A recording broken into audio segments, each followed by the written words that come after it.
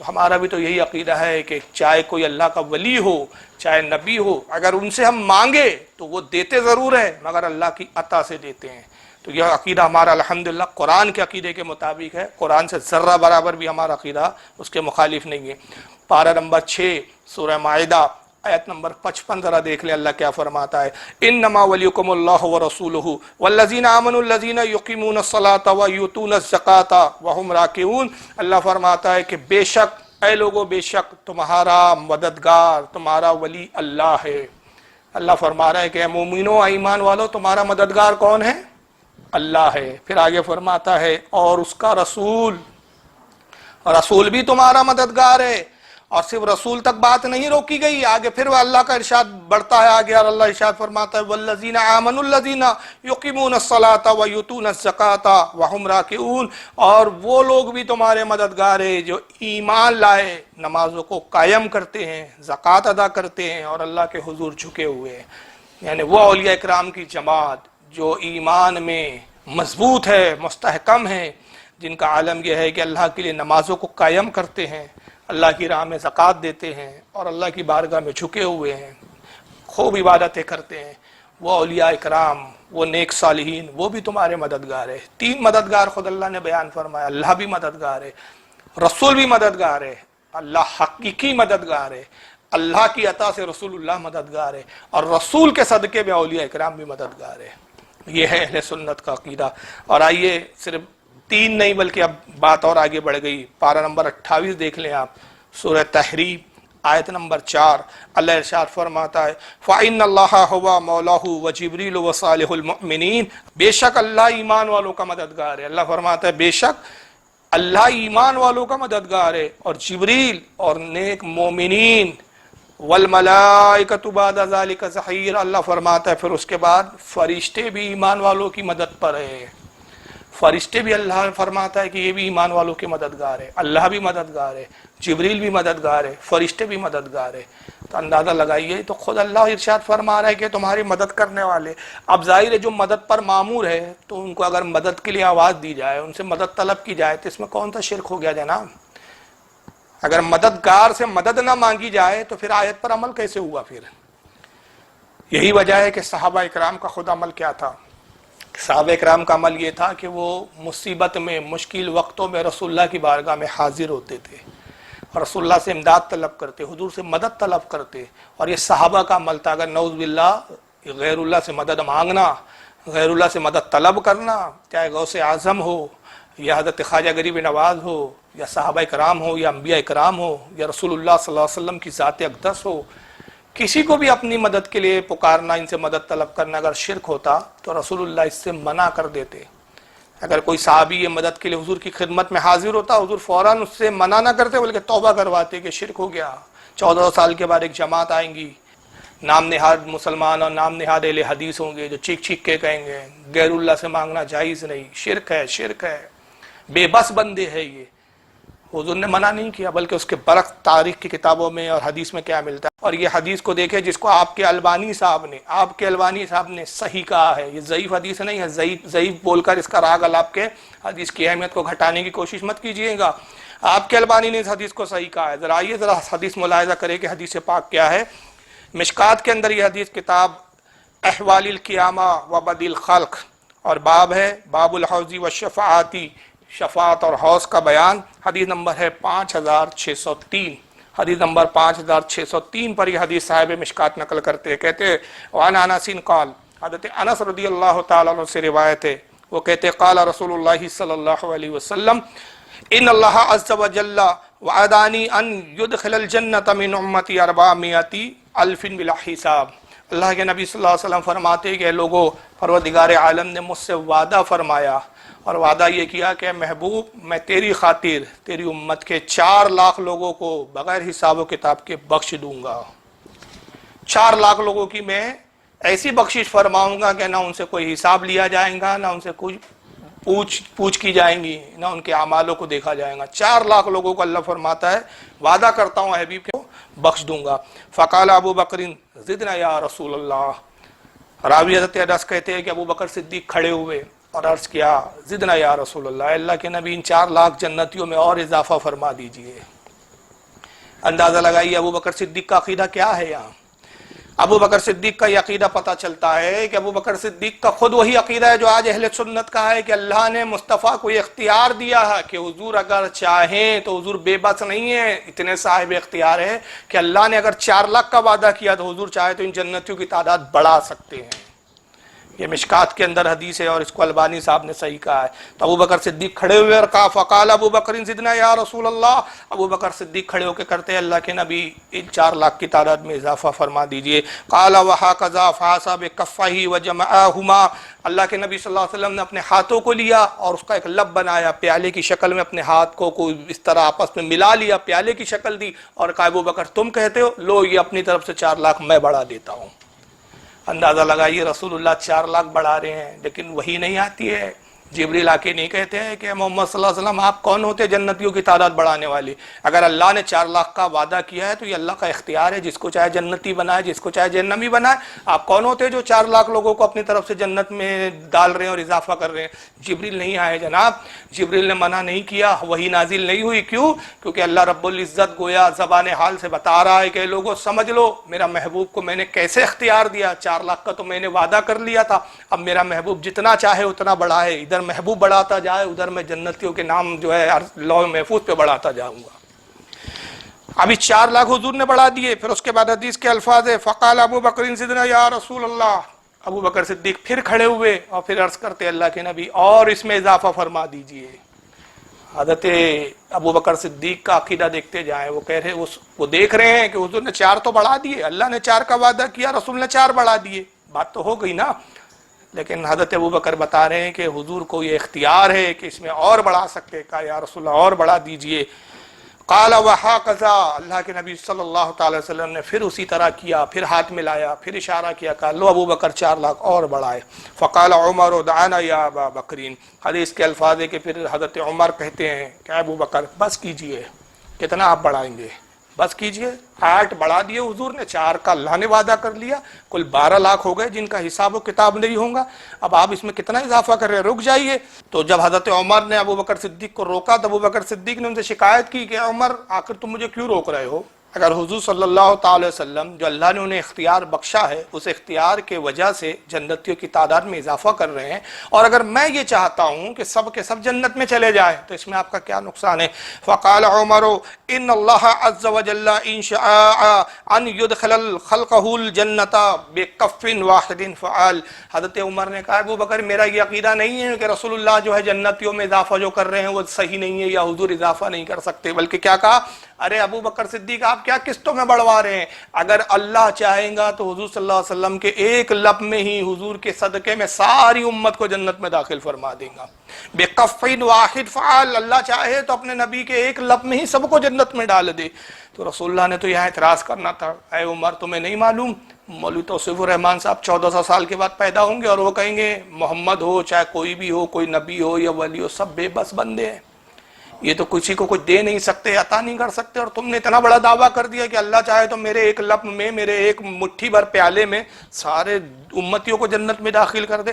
اے عمر تم تو مشرک ہو گئے، نعوذ باللہ من ذالک. تمہیں تو توبہ کرنی چاہیے، تمہیں تو استغفار کرنی چاہیے. حضور صلی اللہ تعالی وسلم نے یہ نہیں فرمایا، بلکہ کیا فرمایا؟ حدیث کے الفاظ ہے فقال النبی صلی اللہ علیہ وسلم صدق عمر. نبی نے فرمایا کہ اے لوگو عمر نے سچ کہا. اگر عمر یہ کہہ رہا ہے کہ اگر اللہ چاہے تو میرے ایک لب میں ساری امتیوں کو جنت میں ڈال دے تو یہ بے شک ہو سکتا ہے. میرا رب بھی قادر ہے اور وہ چاہے تو مجھے یہ اختیار بخش سکتا ہے کہ میں سارے امتیوں کو جنت میں داخل کر دوں. یہ رسول اللہ صلی اللہ تعالی وسلم کا یہاں صاحب اختیار ہونا پتہ چل رہا ہے. اس کو عبدالرزاق نے بھی لکھا ہے، مصنف عبدالرزاق. دیکھ لیجئے، میں وہ PDF حوالے نہیں دیتا ہوں، یہ کتابیں ہوتی ہے پڑھتا ہوں دیکھتا ہوں تب حوالے دیتا ہوں. یہ مصنف عبدالرزاق ہے، امام بخاری کے دادا استاد ہے، امام بخاری کے دادا استاد امام احمد ابن حنبل کے استاد. المصنف جو ان کی 12 جلدوں میں آتی، اس کی 11ویں جلد ہے یہ. چنانچہ 11ویں جلد صفحہ نمبر 286 حدیث نمبر 20556 پر امام عبدالرزاق نے اس کو لکھا اور کہا یہ حدیث صحیح ہے. اس کو امام احمد ابن حنبل بھی لائے ہیں، یہ مسند احمد ہے جناب. مستد احمد حدیث نمبر 12695 امام احمد ابن حنبل نے اس کو نقل کیا، اور امام احمد ابن حنبل نے اسی کو ایک اور جگہ، دو جگہ یہ مستد میں حدیث کو نقل کیا ہے، ایک جگہ 12695 اور دوسری جگہ 13700 پہ جو ہے اس کو نقل کیا، اور امام احمد ابن حنبل نے جس سند سے لایا اس کی سند جو ہے وہ صحیح، امام حنبل نے اس کو فرمایا اسناد صحیح رجال الثقات، یہ حدیث صحیح ہے، اس کی سند صحیح ہے اور اس کے رجال، اس کے راوی صحیح ہے، اور بلکہ اس کی جو تخارج جن صاحب نے کی، عرب کی عالم نے، انہوں نے یہ بھی حاشیے میں لکھا کہ رجال الشیخین، اس کے رجال جو شیخین کے رجال ہے، یعنی امام بخاری اور امام مسلم کے رجال ہے اس کو امام طبرانی بھی لائے ہیں معجم الاوسط کے اندر، جلد نمبر 3 صفحہ نمبر 359 حدیث نمبر 3400 پہ، اور امام طبرانی نے اس کو اپنی دوسری حدیث کی کتاب معجم الصغیر میں بھی لایا، جلد نمبر 1 صفحہ 124 حدیث نمبر 342 کے تحت۔ اس کو امام ابو یعلا نے بھی نقل کیا اپنی مسند الیعلا کے اندر، جلد 6 صفحہ 417 حدیث نمبر 3783۔ امام بہقی نے بھی اس حدیث کو لکھا اپنی کتاب الاسماء والصفات، جلد 2 صفحہ 154 حدیث نمبر 721، اور امام بہقی نے بھی اس حدیث کے بارے میں کہا صحیح، یہ حدیث صحیح ہے۔ امام ابن ابی عاصم نے اس کو سنہ میں لایا، جلد نمبر 1 صفحہ 262 حدیث نمبر 590، اور امام ابن ابی عاصم کہتے ہیں اسنادہ صحیح علی شرط مسلم، یہ امام مسلم کی شرط پر یہ حدیث صحیح ہے، اس کی سند بھی صحیح ہے۔ امام بزار نے کشف الاستار حدیث نمبر 3548 پر اس حدیث کو لایا۔ اس کو امام بغوی نے بھی لکھا اپنی کتاب شرح السنہ، جلد نمبر 7 صفحہ 507 حدیث نمبر 4231 کے تحت۔ اس کو امام حسمی بھی لائے ہیں مجموع الزوائد میں، جلد نمبر 10 صفحہ 545 حدیث نمبر 18707 کے اوپر۔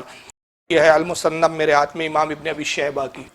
امام ابن ابی شیبہ جو امام بخاری کے استاد ہے، امام مسلم کے استاد ہے، امام ابو داؤد کے استاد ہے، صاحب سیاہ ستہ، ان میں سے 3 جلیل القدر اماموں کے یہ استاد رہے ہیں حضرت امام ابن ابی شیبہ۔ 12 جلدوں میں اور کئی مختلف جلدوں میں، ان کی 17 جلدوں میں بھی آئی ابن ابی شیبہ تخارج کے ساتھ۔ یہ جو نسخہ میں دکھا رہا ہوں میرے پاس 17 والا بھی ہے، لیکن یہ 12 والی کتاب کا نسخہ دکھا رہا ہوں، 12 جلدوں والی کا، المصنف ابن ابی شیبہ، امام ابن ابی شیبہ حدیث نمبر 37923۔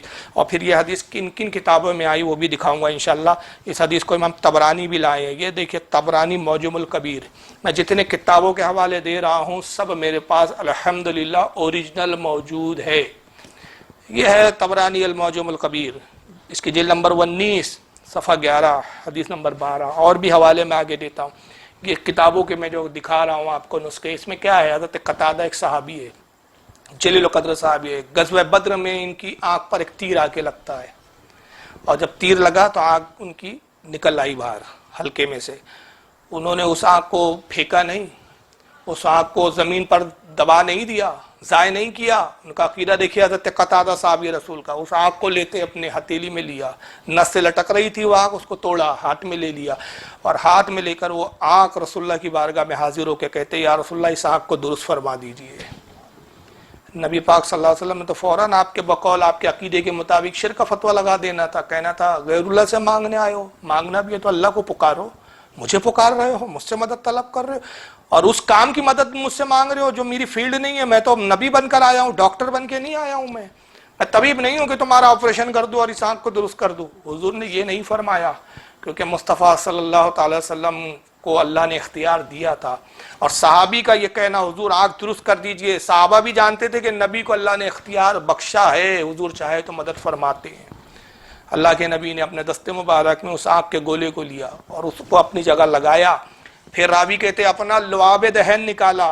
راوی خود حضرت قتادہ ابن نعمان، ان کا پورا نام ہے قتادہ ابن نعمان۔ حضرت قتادہ ابن نعمان کہتے حضور نے وہ آنکھ کو میرے آنکھ کے گولوں میں ہلکے میں رکھا اور اپنا لعاب دہن لگایا اور آنکھ پر امامہ باندھ دیا، اور فرمایا کہ اس کو اگلی نماز میں جب تو نماز پڑھنے آئے، غالباً ظہر کا وقت تھا، وہ جب آنکھ درست کی کہا عصر کے وقت جب تو آئے تو یہ آنکھ مجھے کھول کے دکھانا۔ حضرت قتادہ آئے اور جب آنکھ کو کھولا تو پوچھا رسول اللہ نے قتادہ آپ کیا حال ہے تمہارا؟ کہا یا رسول اللہ خدا کی قسم وہ آنکھ زیادہ روشن اور زیادہ دور تک دیکھ رہی ہے جس کو آپ نے درست کیا ہے۔ مولوی صاحب لگائیے شرک کا فتویٰ ان محدثین پہ، ان کو نہیں دکھ رہا تھا مانگو تو اللہ سے مانگو؟ یہ امام ابن ابی شیبہ کو نہیں دکھ رہا تھا، امام طبرانی کو نہیں سوجا، یہ اس کو امام ابن اسحاق بھی لائے ہیں اپنی سیرت کی کتاب السیرۃ النبوہ، صفحہ نمبر 329۔ سیرت کی پہلی کتاب ہے ابن اسحاق نے جو لکھی ہے، جلیل القدر طبع تابعی ہے۔ ابن سعد نے بھی اس کو اپنی طبقات کے اندر نقل کیا ہے، طبقات الکبریٰ جلد نمبر 2 صفحہ 370 پر۔ اس کو امام ابو یعلا بھی لائے اپنی المسند میں جلد نمبر 3 صفحہ 120، حدیث نمبر 1549۔ امام ابو نعیم نے بھی اس حدیث کو نقل کیا، دلائل النبوہ حدیث نمبر 417۔ ابن عساکر نے بھی اس کو تاریخ دمشق الکبیر جلد نمبر 150 صفحہ نمبر 279 پر لایا۔ امام ابن حبان نے اس کو اپنی ثقات کے اندر جلد نمبر 3 صفحہ 344 پر لایا۔ امام حاکم بھی اس کو المستدرک میں لایا جلد نمبر 3 صفحہ 334، حدیث نمبر 5281۔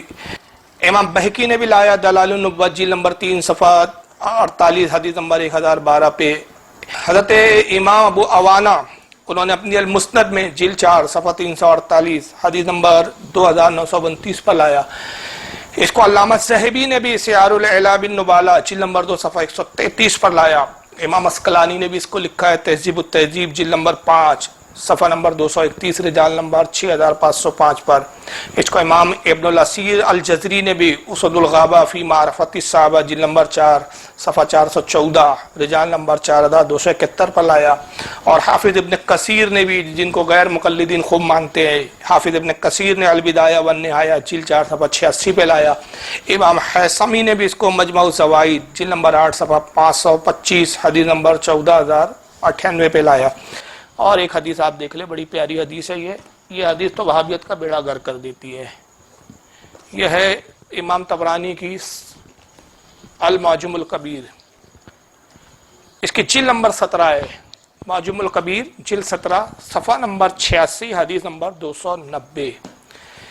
امام طبرانی رحمۃ اللہ علیہ نقل کرتے ہیں، کہتے ہیں ان عتبہ بن غزوان ان نبی اللہ صلی اللہ علیہ وسلم قال، کہتے ہیں کہ وہ روایت کرتے اللہ کے نبی صلی اللہ تعالی وسلم سے کہ حضور صلی اللہ علیہ وسلم نے ارشاد فرمایا اذا اعاد احدکم شیئا او اراد احدکم عونا، اللہ کے نبی فرماتے کہ جب تمہاری کوئی شے، کوئی چیز گم ہو جائے تم سے اور تمہیں مدد کی ضرورت ہو، کسی کی مدد کی ضرورت ہو، پھر آگے فرماتے وَهُوَ بِعَرْضٍ لَيْسَ بِهَا أَنِيسٌ، اور تم ایسی جگہ ہو کہ جہاں کوئی تمہارا مونس و مددگار نہ ہو۔ مثال کے طور پہ تم جنگل میں ہو، کسی ویرانے میں ہو، یا ایسی جگہ تم پھنس جاؤ کہ جہاں کوئی تمہارا مددگار نہیں، تمہاری کوئی چیز گم ہو گئی، یا تمہیں کسی شدید قسم کی مدد کی ضرورت ہے اور تمہارا وہاں کوئی مددگار نہیں، تو پھر کیا کرنا چاہیے اس شخص کو جب کوئی مددگار ہے ہی نہیں، دور دور تک کسی کا نام و نشان نہیں؟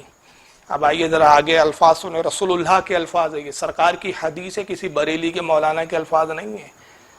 تو وہابی جی کے دھرم کا تو بیڑا غرق ہو رہا ہے۔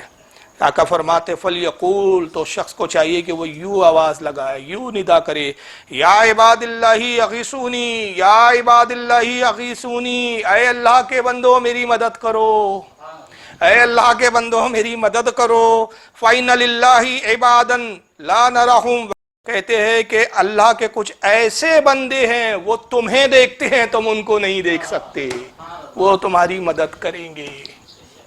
یہاں تو رسول اللہ کہہ رہے اللہ کے ایسے بندے ہیں، ان کو پکارو جب تم کہیں پھنس جاؤ، ضرورت محسوس ہو، مدد کرنے والا کوئی نہیں، کوئی تمہارا مونس و غمخار نہیں، کوئی تمہارا پرسان حال نہیں، تو کہو یا عباد اللہ اغیثونی۔ یہی لفظ غوث اسی سے بنا ہے، غوث کے بھی معنی ہوتے ہیں مدد کرنے والا، اغیثونی اغیثونی، یہ غوث سے ہی بنا ہے یہ لفظ، مدد کرو، اے اللہ کے بندو میری مدد کرو، اے اللہ کے بندو میری مدد کرو، فَإِنَّ لِلَّهِ عِبَادًا لَا نَرَهُمْ، اور حضور فرماتے ہیں کہ بے شک اللہ کے ایسے کچھ بندے ہیں جنہیں تم نہیں دیکھ سکتے، وہ تمہیں دیکھتے ہیں حالانکہ تم ان کو نہیں دیکھ سکتے، دکھتے نہیں ہیں۔ تو اولیاء کی مدد آتی ہے لیکن اولیاء نظر، وہاں بھی بولتے ہم مر گئے تو کہاں سے مدد کریں گے، ہم کہتے ہیں مدد آئیں گی، وہ تجھے دکھیں گے نہیں، وہ دکھتے انہیں کہ آنکھ والے تیری جوبن کا تماشا دیکھے، دیدہ کور کو کیا نظر آئے، کیا دیکھے۔